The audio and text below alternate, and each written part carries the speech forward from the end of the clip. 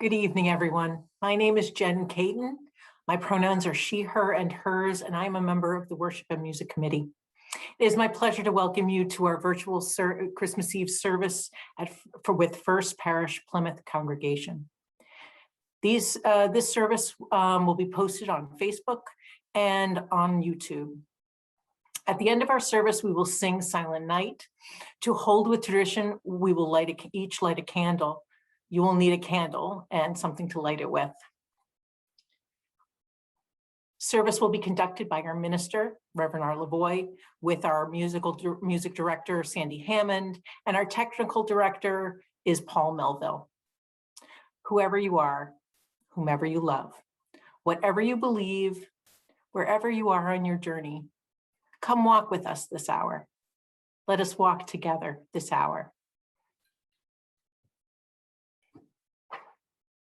Our call to worship comes from the book of Isaiah. The people who walked in darkness have seen a great light. Those who lived in a land of deep darkness, on them light has shined. For a child has been born for us, a son given to us. Authority rests upon his shoulders, and he is named Wonderful Counselor, Mighty God, Everlasting Father, Prince of Peace.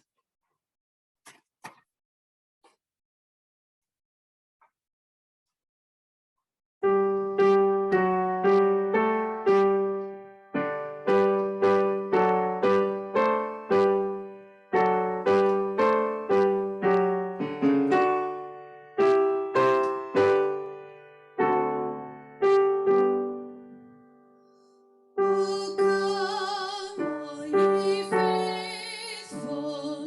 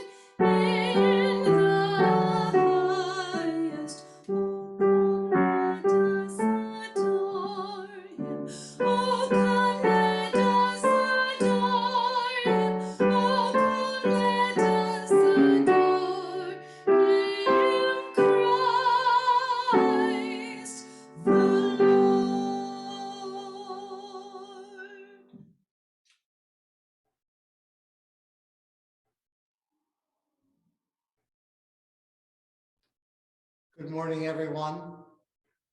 I'm the Reverend Lavoie. It is a pleasure for me to be here with you this evening. I wish we could be in person, and hopefully next year we will be able to do that again. Please join me with the words of the chalice lighting that are on your screen. Love is the spirit of this church, and service its law. This is our great covenant, to dwell together in peace, to seek the truth in freedom, to speak the truth in love, and to help one another.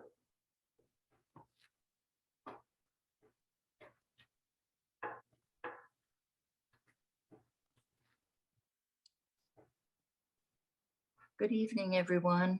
This reading that I'd like to share with you is titled Beneath the Tinsel by Patricia Mcclellan Bowen.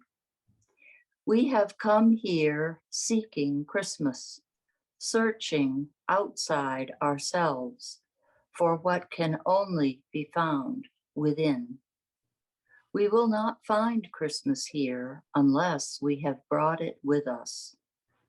Christmas is a season of the spirit, a habit of the heart, not reserved for designated days in December, but available all days, all year, lighting our way through the darkness and the dullness of winters of our souls to the Bethlehem that dwells in each one of us.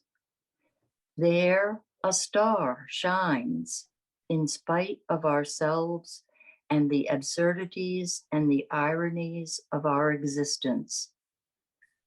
We need to be reminded now and then of that star's abiding presence and persistence in each one of us.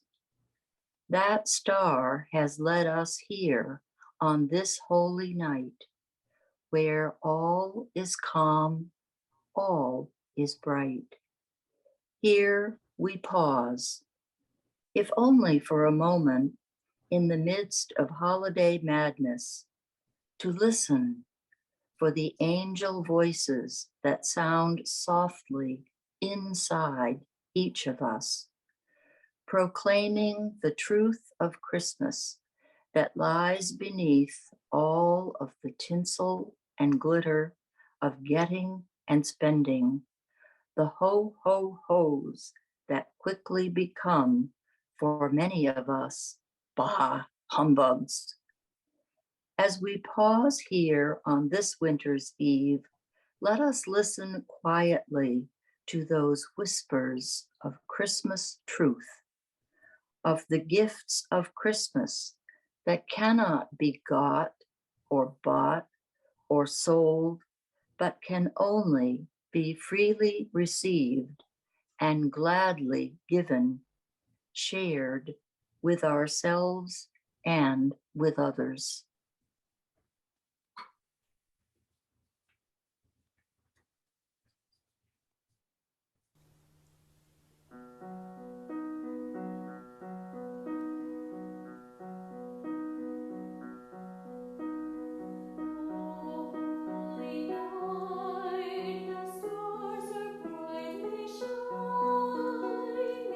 It is the night of our dear Savior's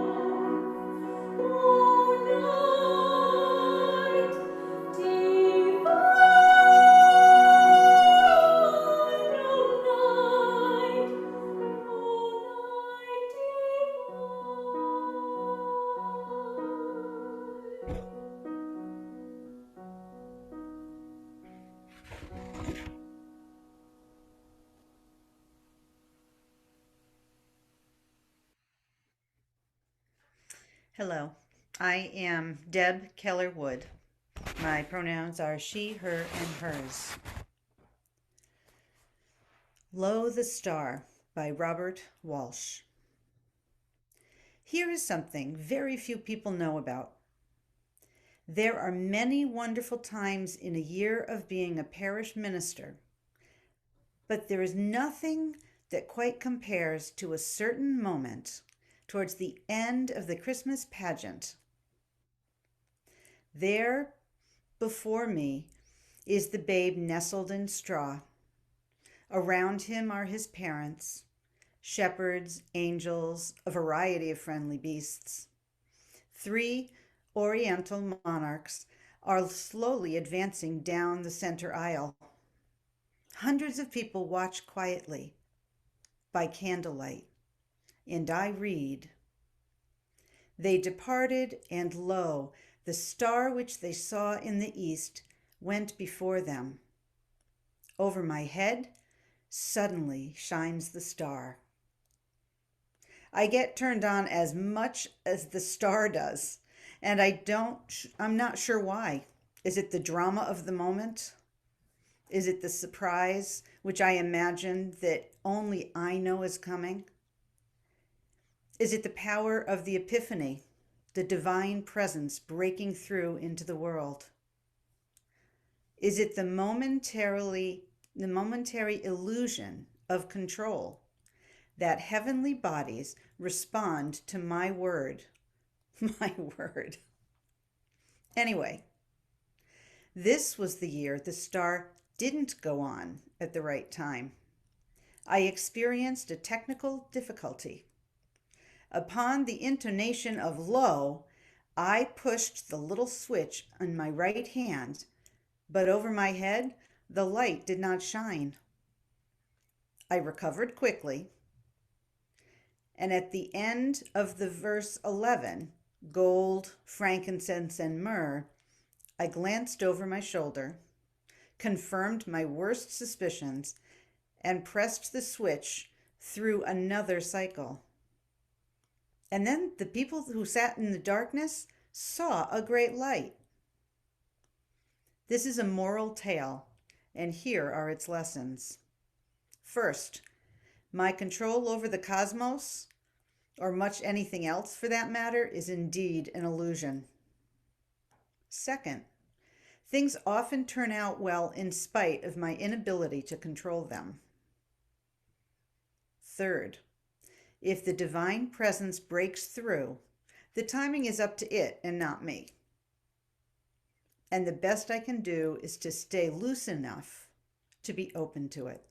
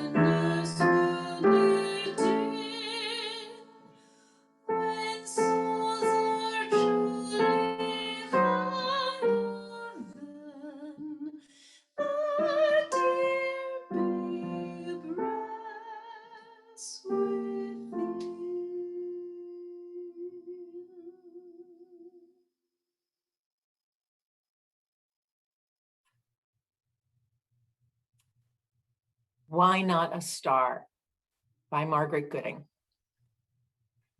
They told me that when Jesus was born, a star appeared in the heavens above the place where the young child lay. When I was young, I had no trouble believing wondrous things. I believed in the star. It was a wonderful miracle, part of a long ago story foretelling an uncommon life. They told me that a supernova appeared in the heavens in its dying burst of fire. When I was older, I believed in science and reason. I believed the story of the star explained. And I found I was unwilling to give up on the star. Fitting symbol for a birth of one whose uncommon life had been long remembered. The star explained became the star understood for Jesus, for Buddha, for Zarathustra. Why not a star? Some bright star shines somewhere in the heavens each time a child is born. Who knows what it may foretell? Who knows what uncommon life may yet again unfold? If we but give it a chance.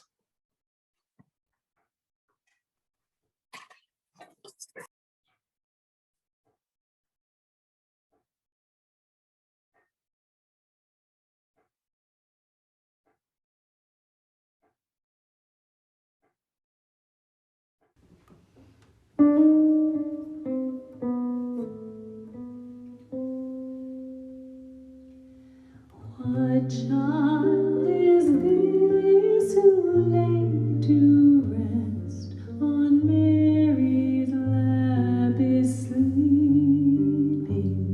Whom angels greet with anthems sweet, while shepherds watch are keeping.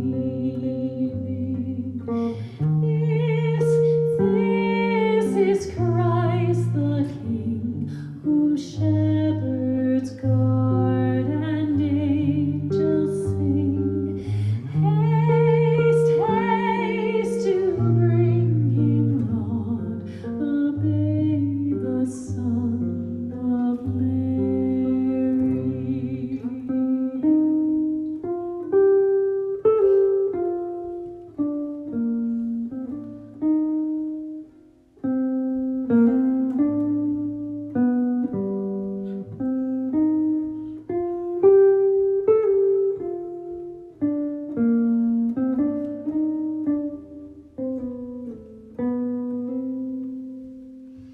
So bring him incense, gold, and myrrh.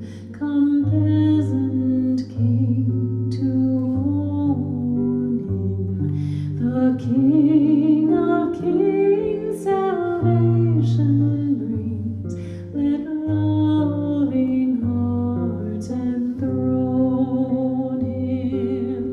Raise, raise the song on high. The Virgin sings her lullaby. Joy, joy, for Christ is born, the babe, the Son of Mary.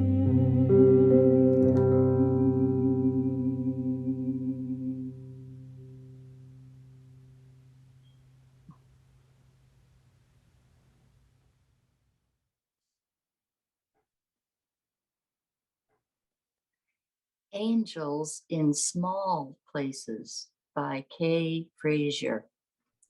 Some people think that angels always come heralded, glowing brightly, trumpets sounding with an angelic choir in the background. Me, I think angels mostly come in small places, like the friendly clerk at the fast food place that makes you laugh on a day when you thought it wasn't possible.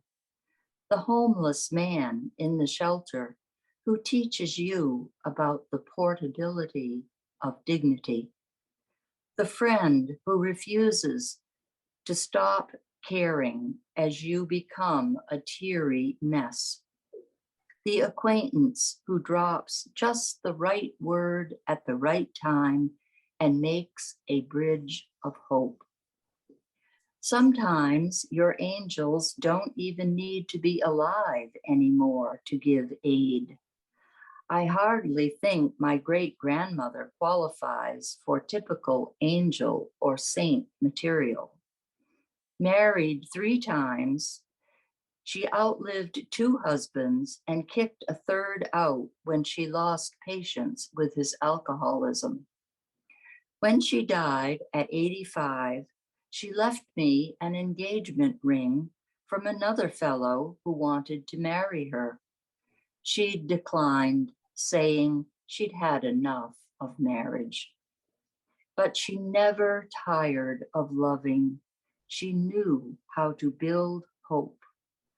When my much abused father was kicked out by his parents at age 16, she took him into her home. There, he finished high school, then went off to fight in World War II.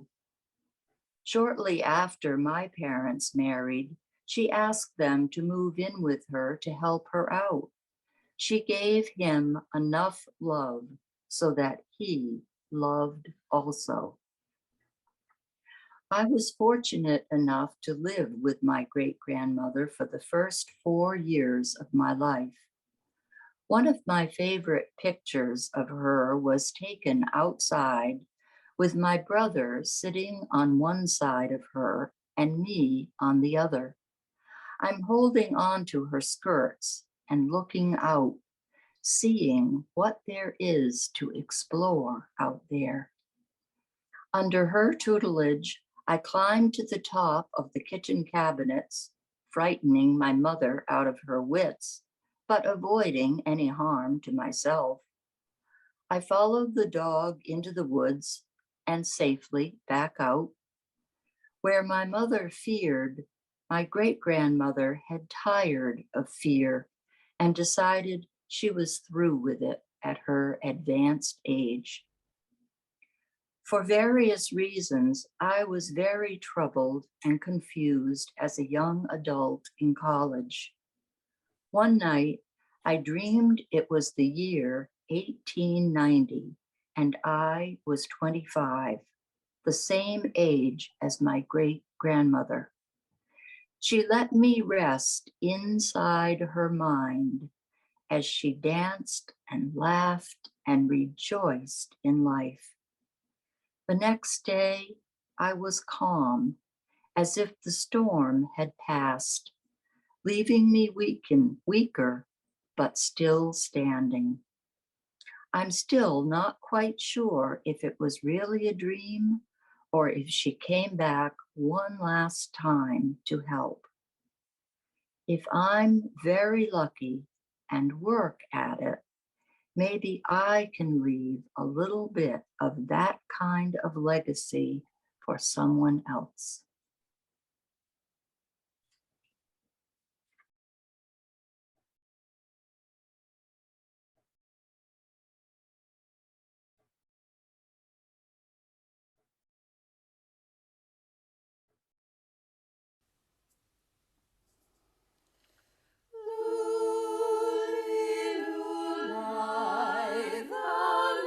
Little tiny child, bye bye.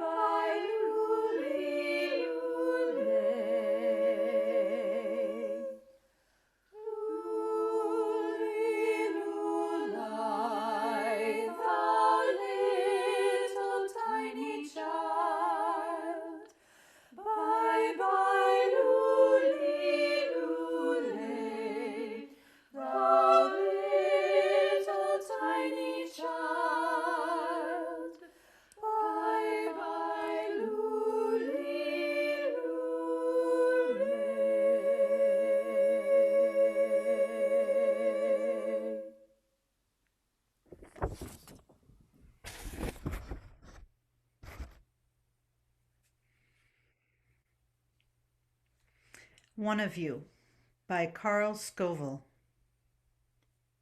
Many years ago, there was a monastery that had fallen on hard times. People had grown skeptical and governments had been harsh. And at first, the young monks and then the middle-aged monks left. At length, only the abbot and 4 monks lived in the old abbey, and they were all over 70 years old. In the woods by the monastery, there was a little hut where the rabbi from the neighboring village used to come to pray. One day the abbot went to see him, and they got to talking about the great defection, about the many men that had left the monastery. The abbot told the rabbi that even the 5 who remained found their faith faltering. The rabbi said, "I know how it is. It is the same in my town. It seems that spirit has left the people. Almost no one comes to prayer any longer." And so the abbot and the rabbi wept together, and they prayed together. Before the abbot left, he asked, "So, is there anything you can tell me to offer some comfort or hope?" The rabbi shook his head, thought for a minute, and said, "Perhaps one thing.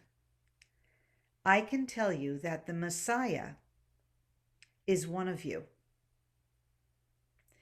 The abbot went home and told this to his 4 fellow monks, and they were all quite puzzled, and they wondered, what could the rabbi possibly mean? Could the rabbi have been speaking of the abbot? Certainly he had been the leader for more than a generation.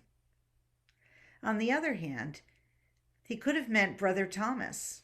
Now there was a holy man, if ever there was one. Well, he couldn't have meant Brother Edred. He's very crotchety. But when you think about it, even though he's a thorn in the flesh, he was often right. So maybe the rabbi did mean Brother Alfred. But surely he could not have meant Brother Philip. Oh, he was so passive, a real nobody. But then he always seemed to be there just at the time he was needed. He just appeared as if by magic. Maybe Brother Philip was the Messiah. As they considered the rabbi's statement, the old monks began to look at each other differently and to treat each other with more respect, on the off chance that that one was, in fact, the Messiah.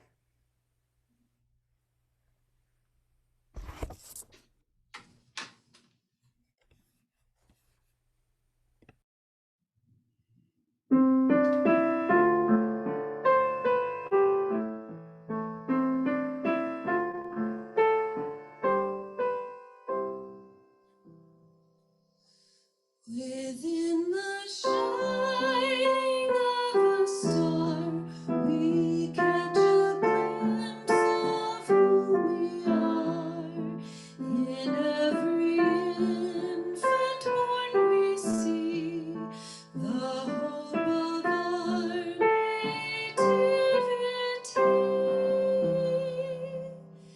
The miracle of each new birth can shake and save the stony earth.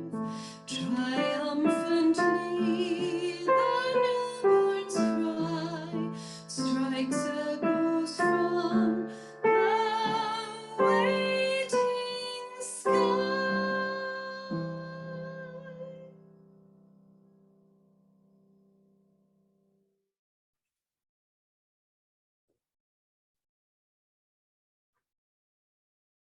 The Messiah is one of you.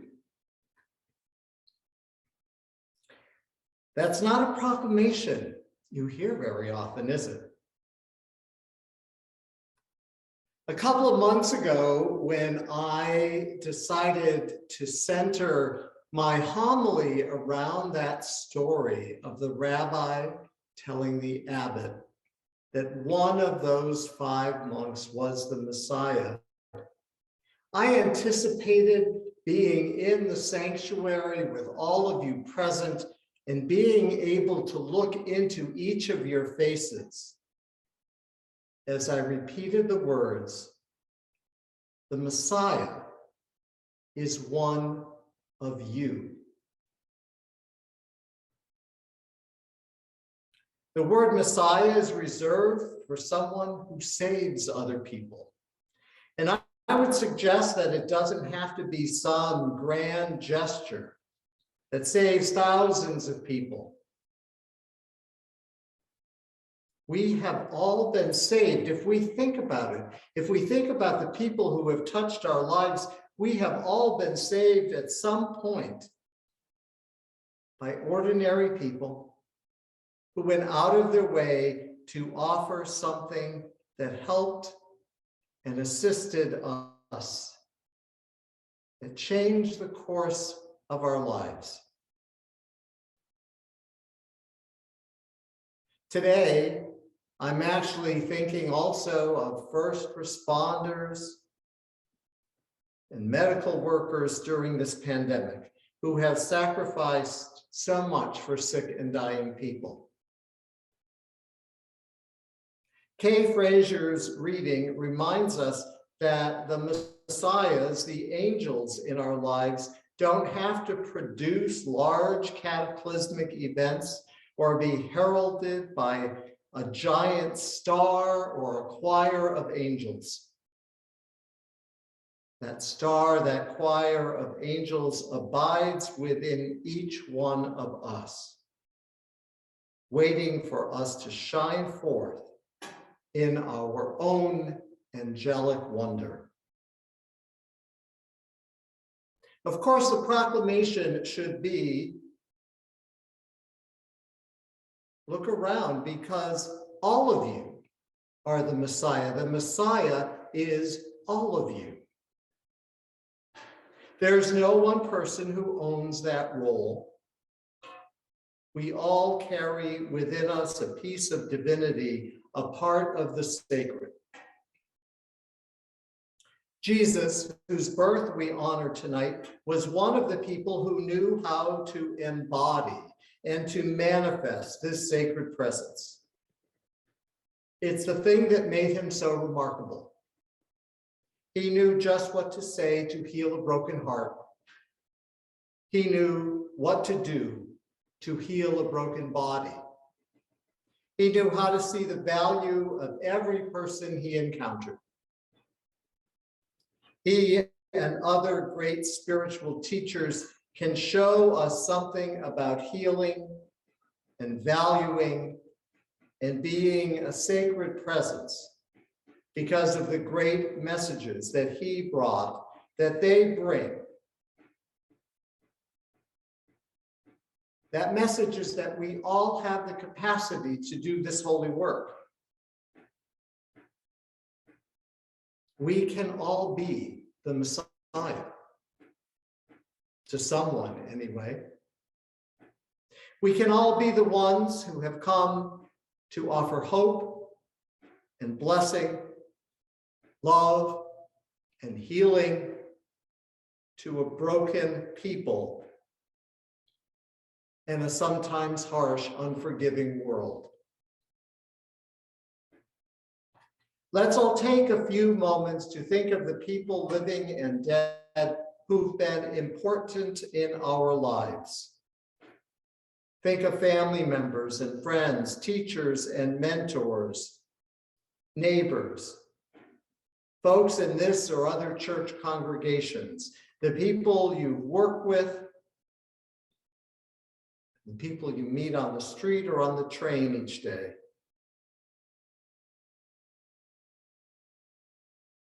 How would your life be different if you were told that the Messiah was one of them. I bet we would all see more of the positive characteristics, the uniqueness that each person has to offer, rather than only being aware of the things that may annoy us or irritate us. I imagine we would be more respectful of each other and see our similarities more than our differences. Like the monks in the story, there would be an aura of respect and affection that would radiate from us out into the larger world. I'd like to think that this aura of respect and affection would weave itself through every aspect of our lives, our communities, and our world. And then maybe, just maybe, anger and hatred, violence and warfare would finally cease. And after all these hundreds of years, we might understand for once something of the angel's message of peace, something of the meaning of Christmas, and the meaning of all that Jesus and the other great religious teachers have tried to teach us. So, who knows, dear friends, writes the Reverend Carl Scoville at the end of the story about the monk and the rabbi. The Messiah whom you seek, the wise one you've been looking for, the Christ who is to come, may already be living in your house, or possibly the one next door. The Messiah may be working at your office or worshiping with you at your church or synagogue or mosque or temple. Or could the Messiah be you? Amen. Blessed be, and Merry Christmas. So now in the service, we are going to have Sandi singing Silent Night in German with a little video of Town Square. And then Jenn is going to tell the story of Silent Night. And then we will all light our candles and sing. So I invite you now to plan to have your candles ready and let us move into and remember what it's been like to gather in a circle around the sanctuary and all sing together.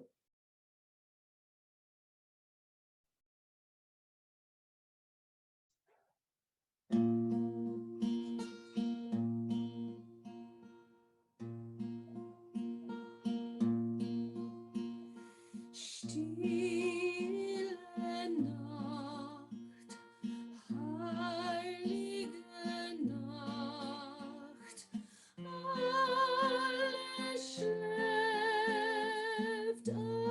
einsam wacht, nur das traute hochheilige Paar.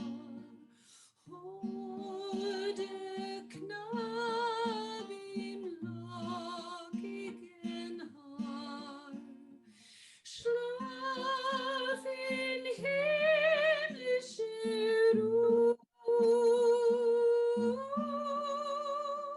schlaf in himmlischer Ruhe.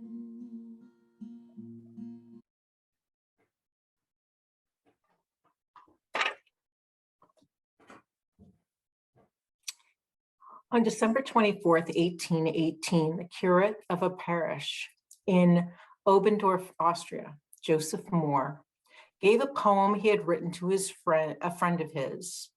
Frank Gruber, who was also the choir master and organist at the church. He asked Mr. Gruber if he would write music for his poem and that he might write it for 2 solo voices and guitar accompaniment. Because the organ being broken, he desperately wanted music being part of their Christmas Eve service. Mr. Gruber wrote the melody to a song which has become the most beloved of all Christmas carols. Stille Nacht, in English, Silent Night. Schlaf himmlisch zur Ruhe. Sleep in heavenly peace. At this time, please switch to gallery view, which is in your upper right-hand corner, usually, of the screen, and light your candle.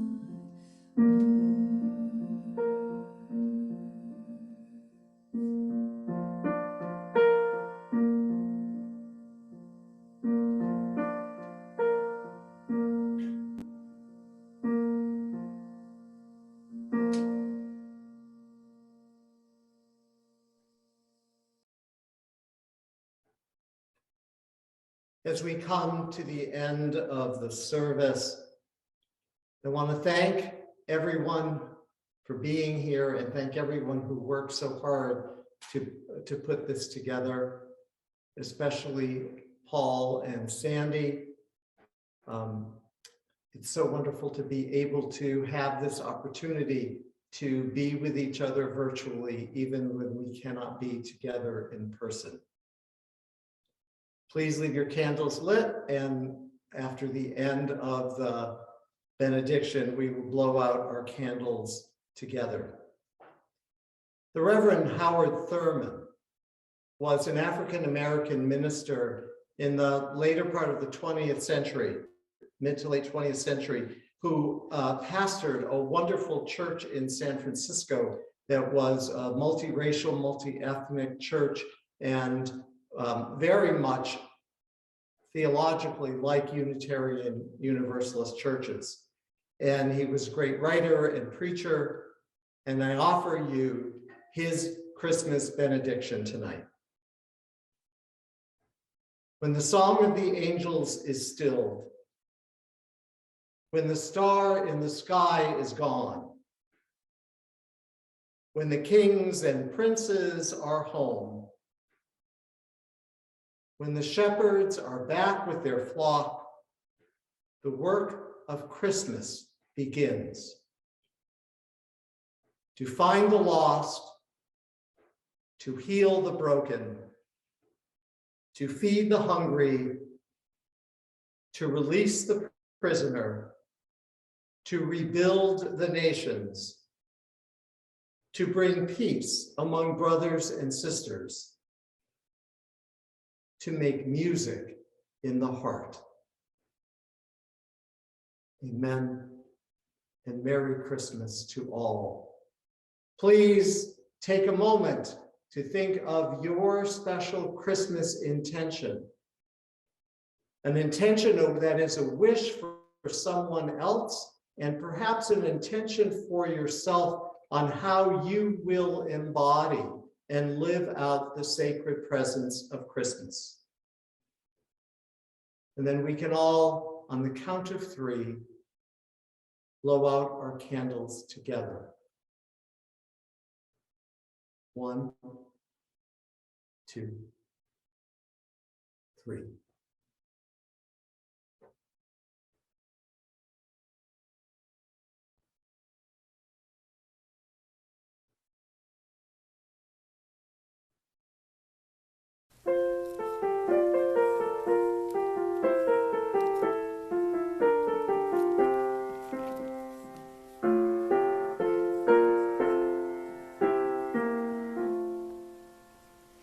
Angels we have heard on high, sweetly singing o'er the plains, and the mountains in reply, echoing their joyous strains.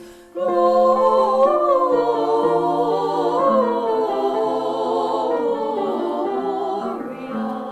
in excelsis Deo. Gloria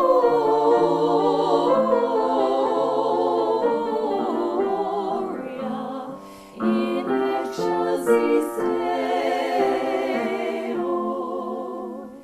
Shepherds, why this jubilee? Why your joyous strains prolong? What the gladsome tidings be, which inspire your heavenly songs?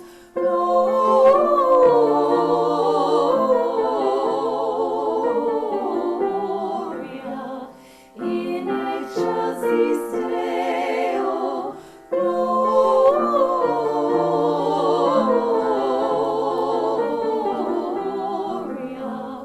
in excelsis Deo. Come to Bethlehem and see him whose birth the angels sing. Come adore on bended knee Christ the Lord, the newborn King.